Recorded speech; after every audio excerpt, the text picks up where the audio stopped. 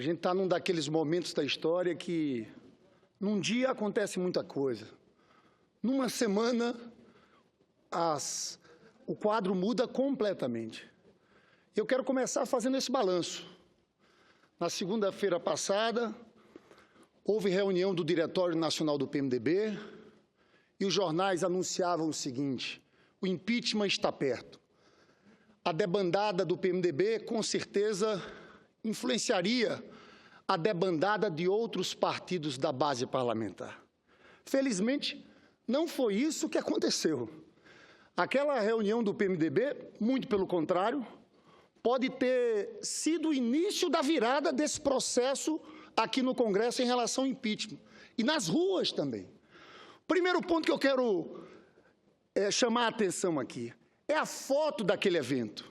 O PMDB, que está no governo há muito e muito tempo, decide em 3 minutos fazer um anúncio. E lá no anúncio, todos com mãos para cima, estava o presidente da Câmara, deputado Eduardo Cunha, que simbolizou muito aquele encontro do Diretório Nacional do PMDB. O ministro Luiz Roberto Barroso, numa conversa com estudantes que foi gravada, disse o seguinte: quando anteontem o jornal exibia que o PMDB desembarcou do governo e mostrava as pessoas que se erguiam as mãos, eu olhei e eu disse: meu Deus do céu, essa é a nossa alternativa do poder. Não vou fulanizar, mas quem viu a foto sabe do que eu estou falando. Na verdade, o ministro expressa um sentimento nacional. De segunda-feira para cá, o que a gente tem visto é que ficou claro para as pessoas, inclusive para as pessoas que estão contra o governo, contra Dilma e contra o PT, que não é aquela alternativa que eles querem. No fundo, essa chapa do golpe, existe uma chapa do golpe, porque o Eduardo Cunha vira, se o Temer assumisse, o segundo da linha sucessória. Na verdade, tem uma chapa do golpe aqui. A chapa do golpe é Temer, Eduardo Cunha. E ficou claro o seguinte também: tem manifestações de ruas legítimas, mas o velho PMDB está querendo se aproveitar desse movimento legítimo das ruas para assaltar o poder, para fazer o oposto que as ruas querem. Porque o que esse pessoal quer, senador Paim, não tenha dúvidas, é abafar as investigações, é diminuir a temperatura da Lava Jato. A jornalista Mônica Bergamo, na semana passada, falou de um acordo para livrar Eduardo Cunha da cassação, um acordo gestado pelo próprio Michel Temer. Então, no pacote do impeachment, era Temer assumindo um acordo para livrar o presidente da Câmara, Eduardo Cunha. Eu não tenho dúvida, os dois são irmãos siameses. O Temer, como presidente, vai fazer de tudo para tentar abafar os podres de Eduardo Cunha, porque resvalam nele. Os dois são colados, volto a dizer. Então, o que houve é mais do que uma movimentação parlamentar do governo federal aqui com os congressistas. Houve uma virada geral na sociedade. E aqui a força das ruas de mobilização do impeachment está comprometida na minha avaliação. Porque, sinceramente, uma coisa é botar muita gente contra o governo que tem um desgaste. Outra coisa é sabendo que vai assumir ali Temer e Eduardo Cunha. Isso é um fator que desmobiliza. Eu conheço várias pessoas que têm conversado, que estão indo para as manifestações contra o governo, que surpreenderam e disseram: ah, não, isso aí eu não quero. Parece que essas pessoas só agora perceberam o que vai existir no pós-votação do impeachment. Eu acho que isso está sendo importante, porque as ruas na sociedade começam a mudar. E esse é outro ponto que eu quero registrar aqui. Houve uma virada também nas nossas mobilizações, senador Paulo Paim. O dia 18 foi um marco, mas as manifestações da última quinta-feira também foram muito expressivas. O primeiro sentimento que aglutinou gente nas ruas foi a do golpe. Não há base jurídica. É crime, fazer o impeachment sem crime de responsabilidade é golpe. Isso trouxe muita gente, que não são só os militantes do PT, do PCdoB, muita gente, professores, juristas, estudantes, juventude, a se posicionar contra o golpe. Esse foi o primeiro movimento. A tendência nossa agora é de crescimento, porque eu acho que vem esse segundo momento, a chapa Cunha e Temer visível aos olhos da população e também o programa de governo apresentado pelo PMDB, que está assustando amplos setores, em especial os movimentos sindicais. Senhor presidente,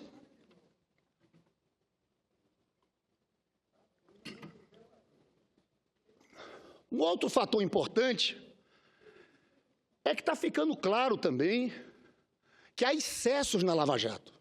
Investigação tem que ser feita. O que a gente sempre cobrou é que não pode ser feita de forma seletiva, mas tem que ser feito, os fatos têm que ser apurados. O problema é que o juiz Sérgio Moro tem que respeitar a lei, não pode passar por cima da Constituição. Eu acho que existia no começo um sentimento que tudo ali era correto e agora não. Nesse sentido, foi muito importante a posição do STF acerca daqueles grampos telefônicos. Eu quero aqui, rapidamente, ler um trecho do voto do relator, ministro Euri Zavascki. No curso de interceptação telefônica deferido pelo juízo reclamado, tendo como investigado principal Luiz Inácio Lula da Silva, foram captadas conversas mantidas com a presidenta da República. O magistrado de primeira instância, ao constatar a presença de conversas de autoridades com prerrogativa de foro, como é o caso da presidência da República, deveria encaminhar essas conversas interceptadas para o órgão jurisdicional competente, o STF. A decisão de divulgar as conversas da presidente, ainda que encontradas fortuitamente na interceptação, não poderia ter sido prolatada em primeiro grau de jurisdição, por vício de incompetência absoluta. A comunicação envolvendo a presidência da República é uma questão de segurança nacional. E continua, o ministro Teori parece ter dado um recado importante a Moro. As investigações devem ser conduzidas sobre o império da lei, sem excessos, para apressar o desfecho de condenações que poderiam levar à anulação do caso. Junto com a reprimenda, houve uma sugestão de cautela. Eu acho que isso é importante, até porque semana passada, na sexta-feira, ele voltou a usar o Instituto da Condução Coercitiva sem prévia intimação. Isso é ilegal. Ele tinha que, a pessoa só pode ser levada em condução coercitiva se for intimada e se negar a prestar depoimento. Não aconteceu. Eu acho que esse fato também é importante para falarmos dessa virada do clima. Eu queria, inclusive, chamar a atenção, senhor presidente, de uma entrevista do procurador Carlos Fernando dos Santos Lima. Na verdade, foi um bate-papo, uma palestra na Câmara Americana de Comércio, em que ele foi muito verdadeiro, o procurador Carlos Fernando dos Santos Lima. E, em algum trecho, o jornalista Jean de Freitas, do dia ontem, colocou, que ele fala o seguinte: os governos que estão sendo investigados, os governos do PT, isso aqui pode ter sido um ato falho dele, mas é isso que a gente está lutando contra. Você tem que investigar os fatos, independente se sejam no governo do PT, no governo de Fernando Henrique Cardoso, no governo de Geraldo Alckmin, no governo de Minas Gerais do Aécio Neves. A gente tem reclamado muito disso aqui. 2 pesos e 2 medidas. Ele revela isso nessa frase. Mas tem um trecho mais adiante que eu também acho que é muito importante. Porque aqui eu tenho feito um discurso, e citei por várias vezes os números, que fomos nós, depois da vitória do Lula, que fortalecemos as instituições para que elas investigassem verdadeiramente. Eu cito como exemplo sempre a quantidade de operações da Polícia Federal no governo Fernando Henrique Cardoso. 48 operações em 8 anos. A média nossa, do governo Lula e Dilma, é em torno de 250 operações da Polícia Federal por ano. Veja bem, 48 por 8 anos de Fernando Henrique Cardoso são apenas 6 operações por ano. Eu falo também do fato de que, com Lula, o procurador-geral passou a ser sempre o mais votado. Lula e Dilma sempre respeitaram a decisão dos procuradores. Fernando Henrique Cardoso, existia um engavetador-geral da República. O Geraldo Brindeiro, na última vez que ele foi reconduzido, ele disputou uma eleição interna entre procuradores. Sabe que lugar ele ficou? Em 7º lugar.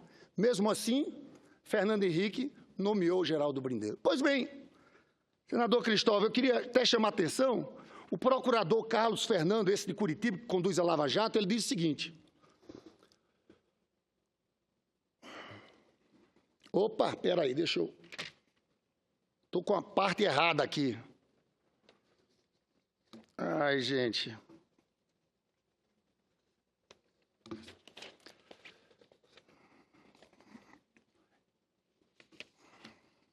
Me perdi aqui nos papéis, mas o fato é que ele diz o seguinte, eu vou achar aqui, para ler ipsilitris.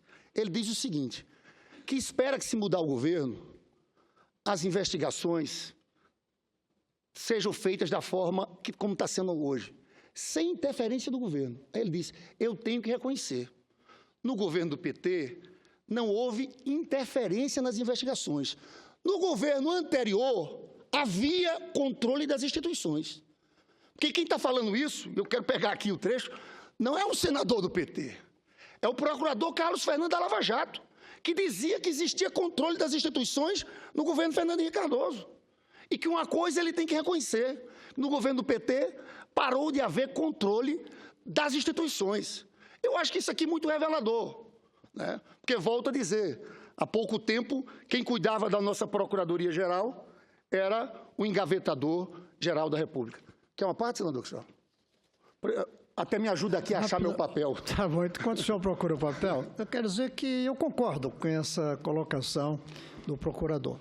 E aí eu lembro que quando, junto com mais 5 senadores, fomos a presidente Dilma em agosto do ano passado, dizer para ela que o Brasil estava entrando num período muito difícil, fosse com o impeachment, fosse com a cassação da chapa, fosse com o governo dela da maneira como estava, nós lhe apresentamos a ideia de que o melhor caminho para o Brasil era continuar o respeito ao mandato da presidenta, mas com outro governo.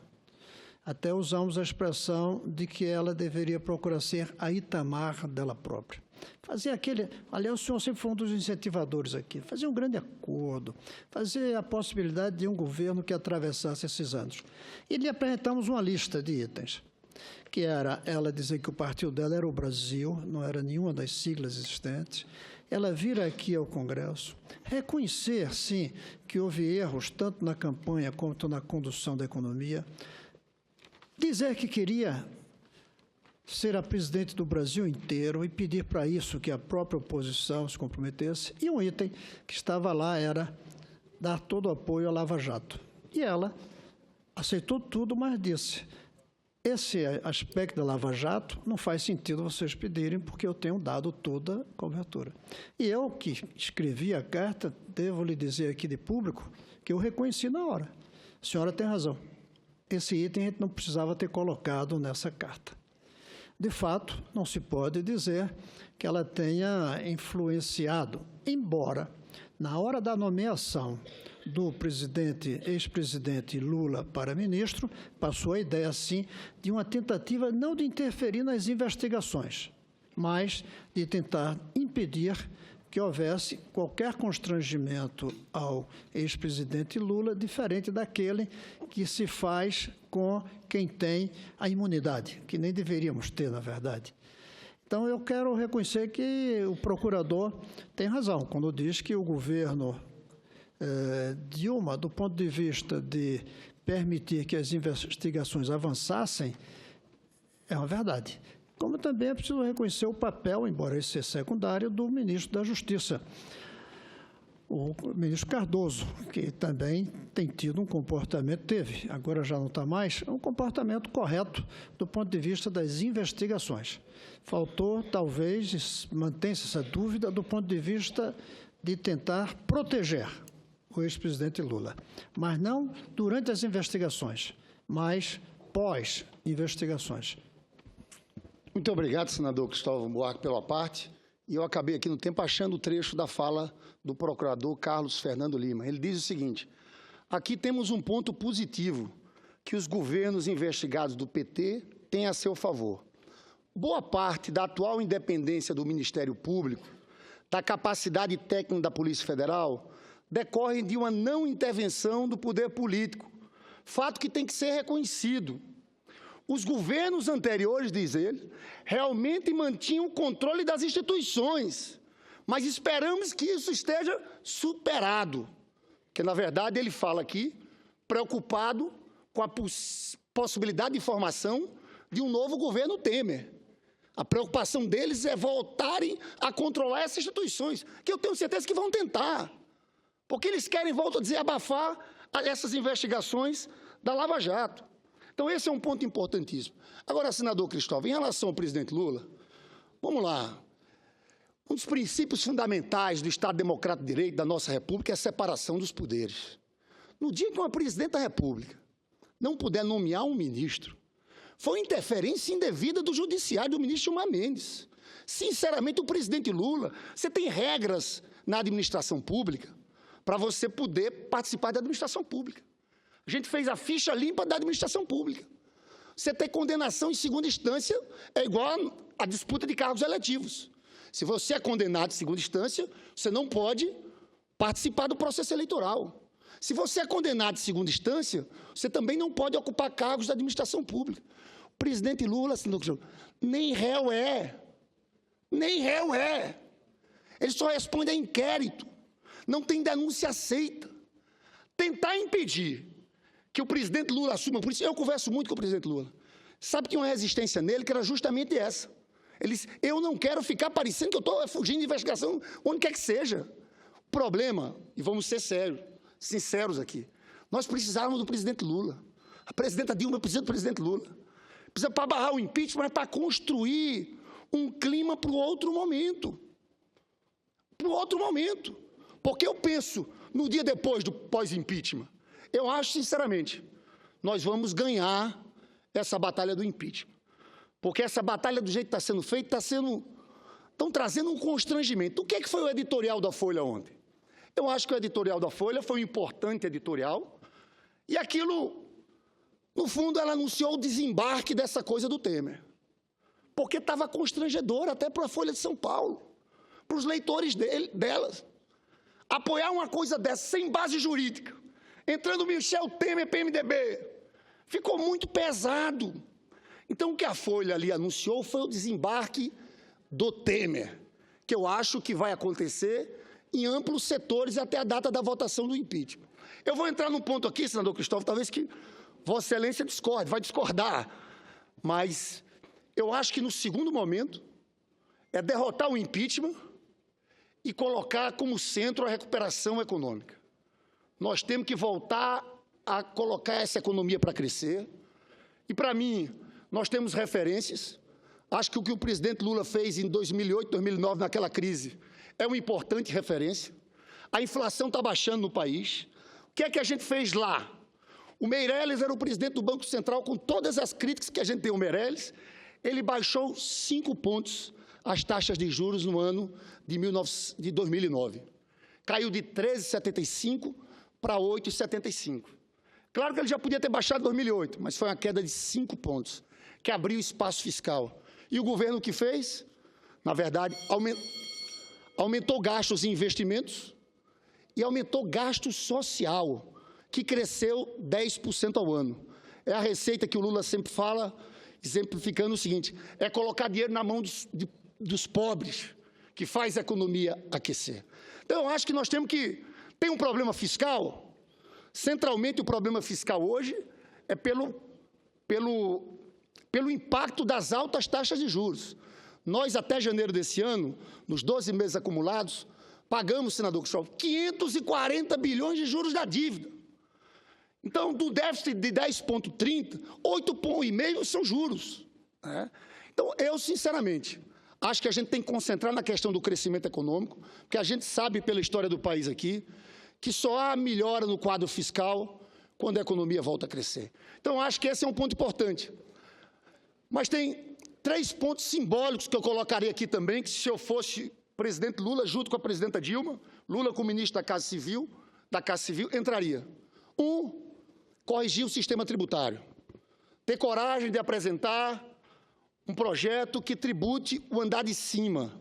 Está claro aqui, depois que a Receita Federal divulgou os dados do imposto de renda, ficou claro para todos os brasileiros que são os muito ricos que menos pagam impostos, por algumas questões, em especial porque aqui no Brasil a gente não cobra tributos de distribuição de lucros e dividendos.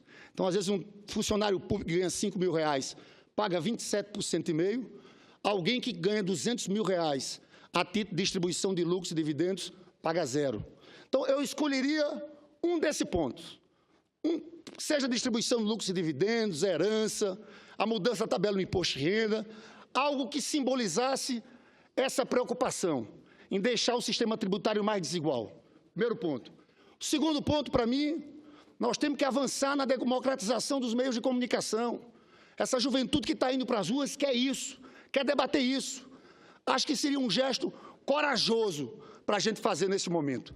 E o terceiro ponto, que é a proposta do senador Paulo Paim, que eu acho que tem que ser uma proposta suprapartidária, de convocação de uma constituinte exclusiva para a reforma política. Porque a narrativa que a corrupção, o PT, essa narrativa naufragou. Na verdade, a gente vê representantes de todos os partidos nessa discussão sobre Lava Jato, e vai ser fundamental para a gente tentar conseguir compor uma saída que passe por uma reforma política nos moldes propostos pelo senador Paulo Paim, em que nós, que somos senadores e deputados, não participaríamos, e quem participar dela não vai participar do próximo processo eleitoral. Porque sempre quando a gente vota nisso, tem os interesses aqui corporativos de deputados, de senadores, que acabam dificultando um acordo. Eu encerro assim a minha fala, só trazendo, senador Paulo Paim, antes de sair da tribuna, a minha solidariedade aqui a Guilherme Boulos, do MTST, porque houve uma representação do deputado federal José Carlos Aleluia, do DEM da Bahia. Na ação, o parlamentar pede apuração de práticas de infrações penais, alegando que, em entrevista à imprensa, o senhor Boulos vem incitando o crime. Com os movimentos que se diz liderar, ele ameaça tirar a paz do país. Aí continua. Tem uma representação também do líder do PSDB na Câmara, Antônio Baçaí, contra a presidenta Dilma e contra o coordenador nacional do MTST, Guilherme Boulos, por suposta prática de incitação à violência, como resistência ao pedido do impeachment. Aí continua ele, o deputado Embaçaí. Ora, a presidenta da República não tem o direito de dizer que um procedimento de impeachment, que já foi analisado pelo STF e considerado legítimo, é golpe. O procedimento de impeachment existe justamente para saber se houve ou não crime de responsabilidade. Se a presidenta da República considera que não há crime de responsabilidade, cabe a ela defender-se nos autos do processo. Esse é o direito que lhe assiste, mas não lhe cabe provocar discursos inflamados, tentar jogar a população contra as instituições e tolerar ou amplificar promessas de resistência armada feitas nas barbas dos poderes constituídos brasileiros. Diz a petição. Ora, senhor presidente, ora, é uma pretensão desse deputado Embaçaí. A presidenta tem o direito, sim, de dizer que é golpe e vai continuar dizendo. E esse movimento cresce no Brasil e cresce internacionalmente.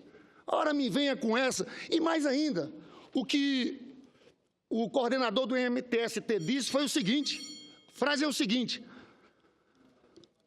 que haverá mobilização nas ruas para resistir a esse golpe. Isso não funciona mais hoje, não funcionará, e é por isso que dizemos, vai ter luta, vai ter resistência, não passarão com esse golpe de Araque no Brasil. Olha lá, o que é que tem isso? Entendeu? Eu fico preocupado, porque aqui já começa uma tendência de criminalização dos movimentos sociais. Eu creio, senador Cristóvão, vai ter muita gente no futuro se arrependendo da gente ter votado aquela lei antiterrorismo. Porque eu tenho certeza de uma coisa, eu sei que Vossa Excelência não votou. Senador Cristóvão, na maior parte das questões, quando se divide campo conservador e progressista, sempre está com uma das lideranças desse campo progressista aqui. Aquilo foi um equívoco. E eu acho, sinceramente, a preocupação que a gente tem, e quando eu olho a possibilidade de um governo Temer, com aquele programa que eles estão vindo, que é um programa, eu disse, nunca vi um programa tão antipovo. Vai ser natural ter reação popular, ter reação dos movimentos sindicais, ter reação da sociedade.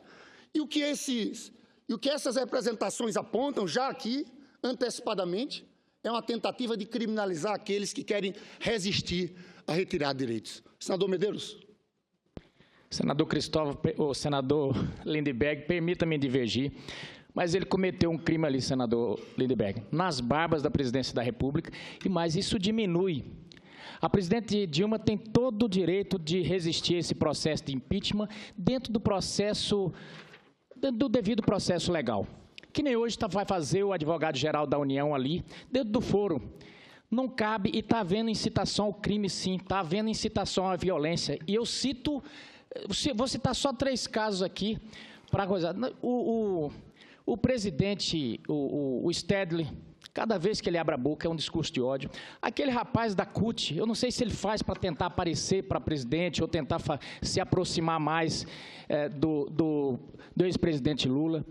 Eu não sei se querendo criar algum vínculo, mas eles pesam a mão, vão além da conta. Vossa Excelência, por exemplo, faz um debate aqui, eu tenho elogiado. Nunca vi Vossa Excelência mandando invadir a casa de ninguém.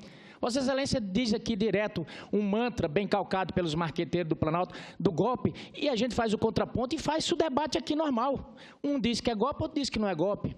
Agora dizer que vai invadir, nós já temos um campo conturbado, senador Lindbergh.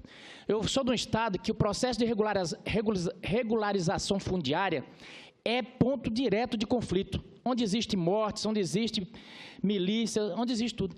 Nós não precisamos de líderes querendo aparecer, fazer discurso fácil de incitar violência. E outra, deveria. Ele colocou a presidente da República num momento frágil, em dificuldade sim. Um momento em que todo mundo diz o seguinte, vamos, tanto a oposição quanto a situação está dizendo, vamos abaixar a fleuma, vamos fazer um discurso, vamos fazer um debate sem ódio. Ele vai lá, faz um discurso daquele lá.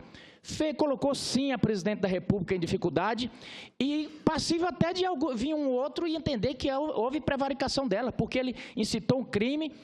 Um dos pontos da Lei 1079, que Vossa Excelência direto fala aqui, que regulamentou os crimes descritos lá no artigo 85 da Constituição de crime de responsabilidade, está justamente falar sobre a segurança interna do país. E quando vem alguém, lideranças de movimentos sociais, falar aquilo, é passível dessa discussão, sim. Deveriam ter mais cautela, deveriam pensar em comer mais canja de galinha no momento que o Brasil está em efervescência. Não estão pensando no Brasil. Não estão pensando no Brasil. Muito obrigado, senhor presidente. Senador Medeiros, a frase que ele disse foi essa aqui, olha só. Não haverá mobilização nas ruas para resistir a esse golpe. Isso. Ele disse, vamos invadir gabinete, vamos invadir a fazenda deles. Ele falou. Esse trecho que eu estou trazendo aqui do Boulos... Não esse trecho que Vossa Excelência colocou aí. Do Boulos eu estou dizendo que eu sei, porque eu vi o discurso dele todo. O que diz aqui é o seguinte, haverá mobilizações da rua para resistir a esse golpe. Isso não funciona mais hoje, não funcionará. E é por isso que dizemos, vai ter luta, vai ter resistência. Não passarão com esse golpe de Araque no Brasil. Você quer que eu leia aqui? Eu vou ler o mesmo, porque pode me processar. Estou falando também. Da CONTAG. É que Vossa Excelência pegou mais. O da CONTAG falou sobre ocupações de terra, senador Medeiros. Que os senhores sabem também que a reforma agrária nesse país é uma luta histórica de muitos trabalhadores e camponeses que foram assassinados pelo latifúndio. E essa luta não se dá sem, às vezes, você ter que eles ocuparem latifúndios improdutivos. É assim que tem sido feita a reforma agrária no país. Quantos tombaram? Eu sou da terra de Margarida Maria Alves. Então, não é simples assim. Então, não venho, é feio, criminalizar a CONTAG, MST, MTST, que são os caras que lutam pelos mais pobres nesse país, por quem está sem moradia. Agora, tudo bem, é um direito da oposição. Agora, quererem dizer, como Vossa Excelência, na hora que todo mundo está baixando a temperatura, que baixando a temperatura os senhores estão? Os senhores estão tentando afastar uma presidente sem ter um motivo jurídico algum. Que baixar a temperatura é esse? Com motivo jurídico e dentro do devido processo legal. Quem está querendo tirar a presidente da República é quem quer colocar o Lula como presidente da República sem o devido processo legal. Porque não deu nem para entender, senador. Mas senador Lindbergh, Vossas Excelências estão colocando o Lula como presidente de fato. Isso é afastar a presidente Dilma sem o devido processo legal. A oposição está fazendo debate, querendo tirar ela dentro do processo de impeachment, que é legal.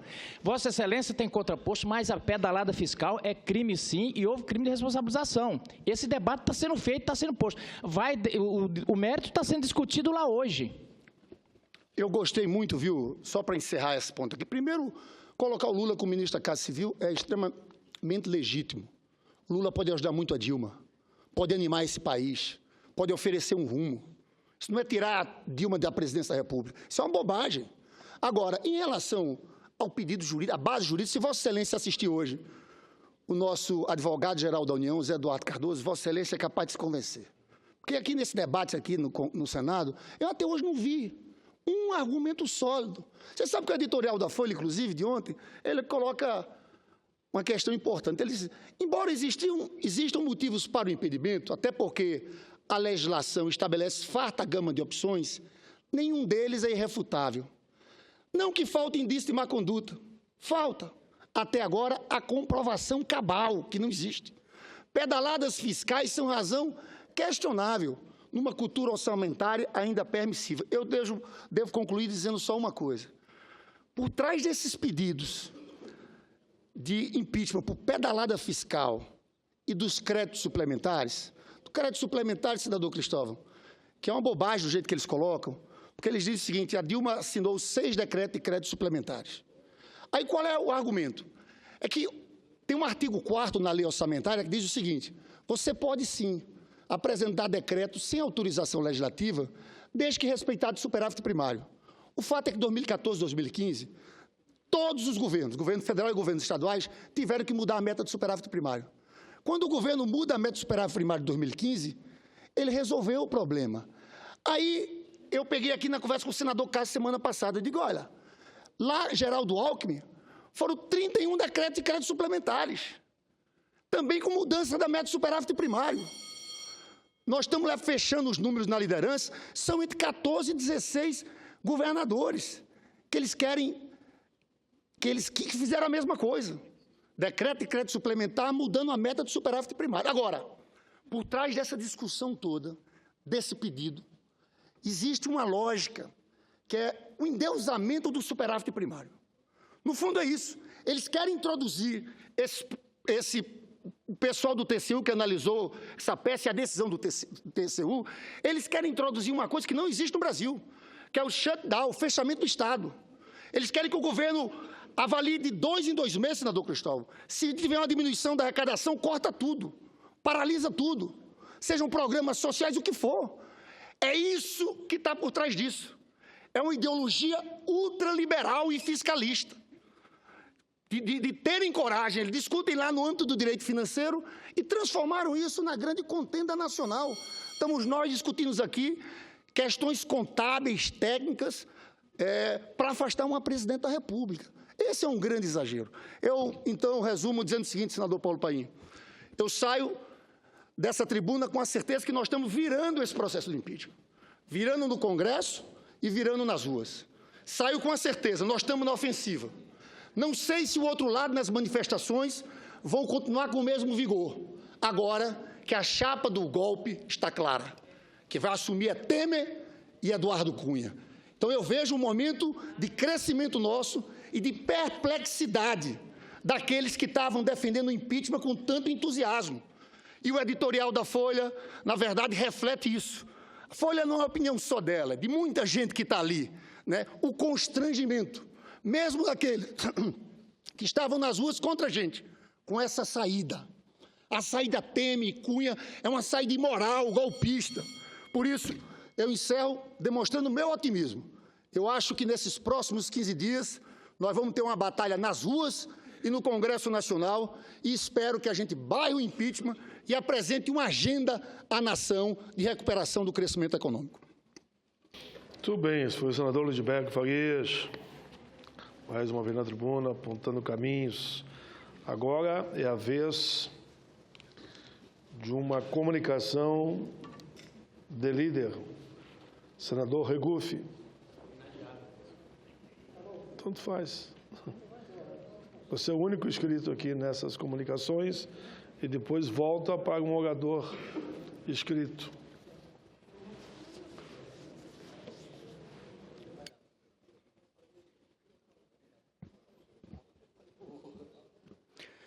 Senhor presidente, senhoras e senhores parlamentares.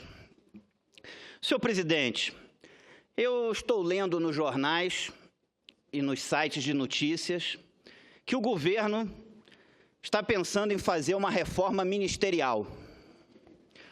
Uma reforma ministerial tendo como objetivo ter votos para barrar o impeachment no Congresso Nacional.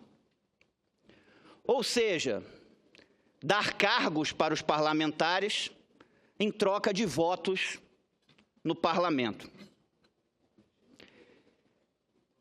E isso é inaceitável, senhor presidente. Senhoras e senhores parlamentares. Dar cargos públicos em troca de votos no parlamento, isso tem nome. O nome disso é fisiologismo. Não dá para aceitar que simplesmente fique nesse toma lá da cá. Qual é a ideia nova que vai ser oferecida à sociedade brasileira?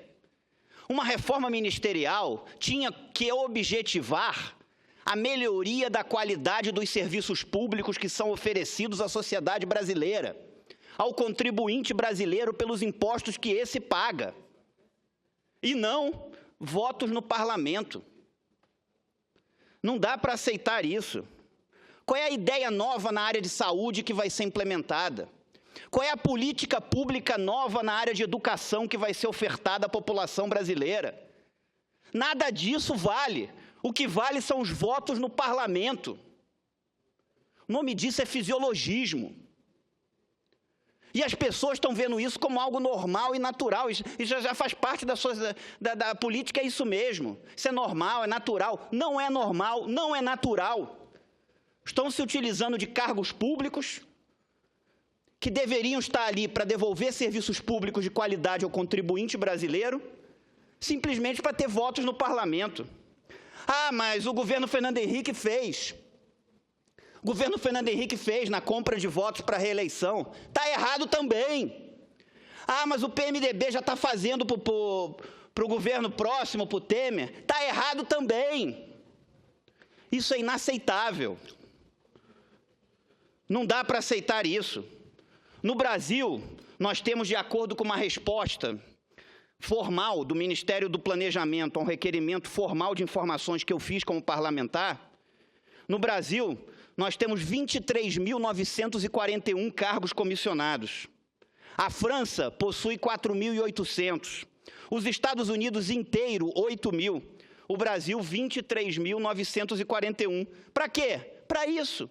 Para dar para parlamentares, para eles votarem, muitas vezes, contra suas consciências.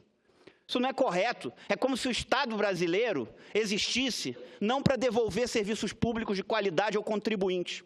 É como se ele existisse para a construção e perpetuação de máquinas políticas. Isso é inaceitável. E vai parlamentares deixarem os seus mandatos pelos quais foram eleitos, que receberam a procuração do eleitor, para serem ministros. Como se isso fosse normal. Eu apresentei nessa casa, no ano passado, a proposta de emenda à Constituição 5 de 2015, que proíbe que parlamentares vão ocupar cargos no Executivo. Podem até ir, mas tem que renunciar ao mandato. Não pode estar num dia no Poder Legislativo, no outro dia no Executivo, depois voltar para o Legislativo. Se a pessoa foi eleita para um cargo, ela tem que ocupar aquele cargo. E eu não estou propondo nada original. Quando o presidente Barack Obama, nos Estados Unidos, nomeou a senadora pelo estado de Nova York, Hillary Clinton, para ser secretária de Estado, que é equivalente a ministro das Relações Exteriores aqui no Brasil, ela teve que renunciar ao mandato de senadora pelo estado de Nova York. Aqui no Brasil, não, essa promiscuidade. A senadora Ana Amélia deseja uma parte? É com muito prazer, senador Regufe. Eu, aliás, a semana passada perguntei, porque já tem uma tabela de preço nesse troca-troca para a venda do voto, ou para a compra do voto, como queira, depende do lado que está. para votar contra o impeachment e 400 mil para não estar presente na sessão de votação. E fiz a indagação a um líder do governo aqui, casualmente chegou agora, o senador Lindbergh, e hoje recebi um casal de baianos, o Valdir e a Sônia de Jesus, que ele disse, eu fiquei esperando a resposta, quem é que vai pagar esse valor, se de fato essa tabela for respeitada. Então, Vossa Excelência levanta de novo esses questionamentos, levando ao cabo de interpretarmos da gravidade da situação e da irresponsabilidade, porque isso é dinheiro público, senador Regufe, e é dinheiro que devia estar sendo aplicado naquelas matérias mais necessárias à população, como a saúde, que está aos frangalhos, inclusive no estado do Rio de Janeiro, do senador Lindbergh. Então, é exatamente essas questões que a população que acompanha aqui a TV Senado está cobrando também de nós. É isso que ela quer, então eu queria cumprimentá-lo pelo pronunciamento. Obrigado, senadora Ana Amélia. Já vou lhe conceder uma parte, senador Lindbergh. Obrigado. E isso, na minha concepção, não se pode se utilizar de cargos públicos, do dinheiro do contribuinte, para simplesmente ter apoio no parlamento. Não é esse tipo de política que, pelo menos eu acho, nós, enquanto cidadãos, sonhamos para esse país. Senador Lindbergh, concedo uma parte também a Vossa Excelência. Meu amigo, você sabe da admiração por Vossa Excelência. Fizemos o movimento estudantil juntos, no caso. Primeiro, dizer aqui que tem um caso que é conhecido no Brasil, que foi a compra de votos da emenda da reeleição do governo Fernando Henrique Cardoso. Esse aqui, certo? Está aqui, olha aqui, ó. Folha de São Paulo. Deputado conta, isso aqui é um crime comprovado. Também está errado. Que votou pela reeleição por R$200 mil. Agora, se algum senador sabe de compra de voto, tem que denunciar e dando os nomes. Isso aqui é preciso ter responsabilidade. Isso aqui foi pego, viu? Isso aqui, sim, era um motivo para o pedido de impeachment. Comprovado, declaração da pessoa. Isso é uma coisa, senador Regufe. A outra coisa é o PMDB, depois de decidir sair do governo. O governo, infelizmente, tem que remontar sua base de governo. Esse faz parte do processo democrático. Eu acho, senador Regufe, você sabe disso. Nenhum presidente da República, nenhum governador de Estado consegue governar sem ter uma maioria parlamentar. Vossa Excelência desconhece isso? Não desconhece isso. O que é que a gente tem que mexer? Fazer uma reforma profunda, como falou o senador Paulo Paim, no nosso sistema político que está em frangalhos, desmoralizado, com 30 e tantos partidos. Esse presidencialismo de coalizão que naufragou. Agora, temos que tentar construir alguma alternativa para pôr no lugar desse sistema. Porque hoje em dia, Vossa Excelência espera o quê? O PMDB disse que sai do governo. O governo tem que reorganizar-se em sua base. Não só para vencer o impeachment, mas para governar depois. Para ter uma agenda. Então, infelizmente, sem a gente fazer uma reforma política, isso não tem como ser feito. É aqui, seja o governo do PSDB, seja da Marina, seja do PT, o que seja. Se a gente não mexer no nosso sistema político, nós vamos precisar sempre disso. Agora, independente do sistema político que for, um presidente da República no Brasil, na França, nos Estados Unidos, tem que ter uma base parlamentar. Isso faz parte. Então, eu só queria chamar a atenção disso, trazendo o meu respeito a essas considerações ao discurso de Vossa Excelência. Senador Lindbergh, Vossa Excelência colocou aí o caso envolvendo o governo Fernando Henrique, e talvez porque Vossa Excelência saiu rapidinho e depois voltou, não ouviu essa parte. Eu falei que no governo Fernando Henrique isso teve na compra de votos para a reeleição, como também já está se discutindo isso na formação de um governo do PMDB. O que está errado também. Está errado. É errado no governo Fernando Henrique, é errado essa discussão também do PMDB. Agora, também está errado a presidente da República decidir montar um ministério tomando como base ter votos no parlamento para barrar um impeachment. O que deveria ser, pelo menos eu como cidadão, como contribuinte, penso, o que deveria ser critério para se montar um ministério deveria ser a preocupação com a qualidade do serviço público que vai ser oferecido para o cidadão, para o contribuinte. Qual é a política nova na área de saúde que vai ser implementada? Qual é a política nova na área de educação que vai ser implementada? Nada disso conta. Nada disso